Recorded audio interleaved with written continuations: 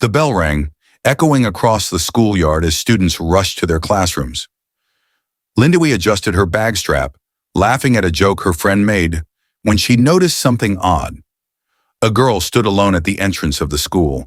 She wasn't there a moment ago. Her uniform was spotless: wine-colored blazer, white shirt, green skirt. But something about her felt wrong. Her skin looked too smooth, her eyes too bright, and her smile too sharp. "Lindiwe," her friend whispered, gripping her arm. "Who is that?" Before she could answer, the girl walked towards them. "Hello," she said, extending her hand. Her nails were long, almost claw-like. "My name is Zubaida. I'm new here." Lindiwe hesitated. Something in her gut screamed danger, but she didn't want to be rude. She forced a smile and shook the girl's hand. A chill ran up her arm. The teacher arrived, cutting their introduction short. "Class, meet our new student, Zubaida. Lindiwe, show her around." As they walked inside, Lindiwe glanced at Zubaida again.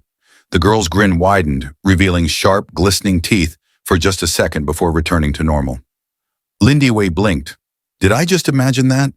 The day went by, but something gnawed at her. Every time she looked away, she felt eyes on her. When she turned, Zubaida was always staring, smiling. That night, Lindiwe had the most terrifying dream, a whisper in her ear. "I chose you." The dream was more than just a dream. Lindiwe woke up drenched in sweat, the whisper still echoing in her ears. At school, Zubaida was everywhere. Too close, too quiet. She never blinked. During lunch, an old janitor, Mr. Banda, approached Lindiwe. His hands trembled as he handed her a folded piece of paper. "Stay away from her." Lindiwe's heart pounded. What did he know? She turned to look for him again, but he was gone. In the classroom, Zubaida sat beside her, humming a strange tune. "You didn't eat your lunch," Zubaida murmured. Lindiwe froze. How did she know? "Eat, Lindiwe," she whispered. "You'll need your strength." Chills ran down Lindiwe's spine. That night, she locked her doors and shut her windows. But at exactly 3 a.m., her room grew ice cold. Her wardrobe door creaked open. Someone was inside. Then came the whisper, crawling into her bones. "I'm coming." The next morning, Lindiwe rushed to find Mr. Banda. "You know something," she demanded. "Tell me." His eyes darted around. "Not here. Meet me behind the science block after school." The day dragged. Zubaida sat next to her, staring, smiling. After school, Lindiwe slipped behind the science block. Mr. Banda was waiting. "You shouldn't have spoken to her," he whispered. "Why?" "Because she's not human." Lindiwe's blood ran cold. 15 years ago, he continued, another girl arrived just like her. She was beautiful, but unnatural. Students started disappearing. Then one day she vanished, but not before marking someone. Lindiwe swallowed hard. "Marking?" He grabbed her wrist. "Have you shaken her hand?" Lindiwe nodded, feeling faint. "Then she's chosen you." At that moment, a sickening feeling washed over her. She turned, and Zubaida stood there smiling. Mr. Banda gasped. "She's here!" The sky darkened. Wind howled. Zubaida was no longer smiling. Lindiwe ran. Mr. Banda followed. But then, he stopped. Lindiwe turned. Mr. Banda was frozen, his mouth open in a silent scream. Zubaida lifted her hand. Mr. Banda's body disintegrated into dust. Lindiwe screamed. Zubaida stepped closer.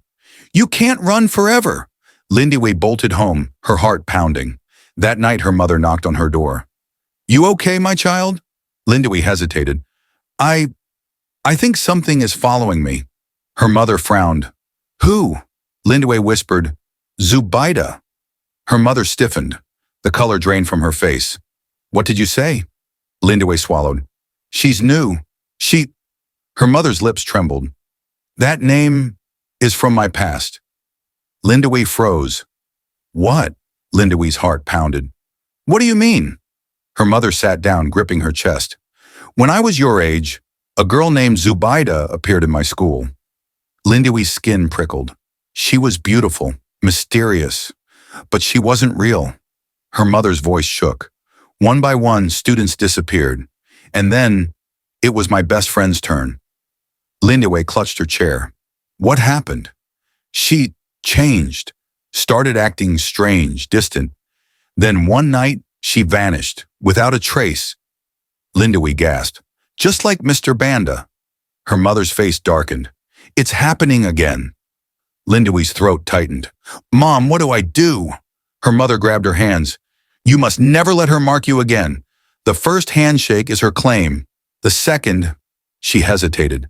The second means she owns you. Lindiwe's stomach churned. At school the next day, Zubaida was waiting. Lindiwe, she whispered, extending her hand. Lindiwe backed away. Why are you scared? Zubaida smiled, her teeth sharper than before. Come, let's be friends. Lindiwe's legs locked. The air thickened. Then, her fingers twitched on their own, reaching out. No, she screamed, yanking her hand back. Zubaida's smile faded. Her eyes turned black. That night, Lindiwe locked herself in her room, but at exactly 3 a.m., a whisper crawled into her ears. You can't run forever. Her body burned. Her right hand, where Zubaida first touched her, glowed faintly. She gasped. The mark. She rushed to the mirror. Black veins spread up her arm. She scrubbed it. It wouldn't come off.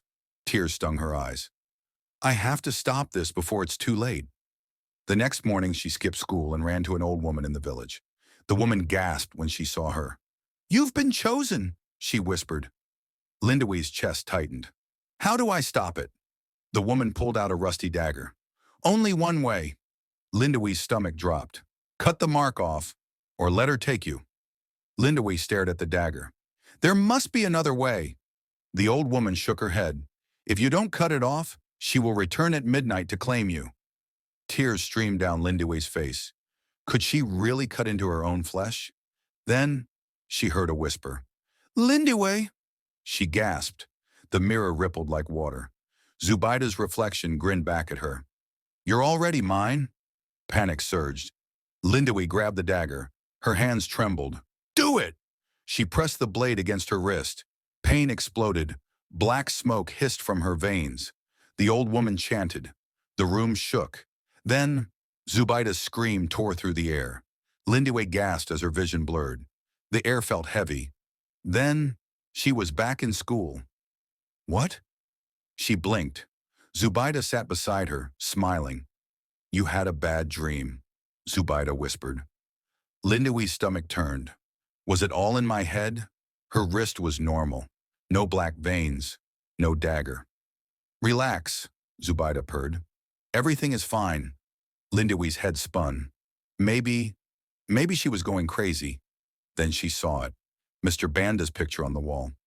In memory of Mr. Banda. Lindiwe's blood ran cold. He was really gone.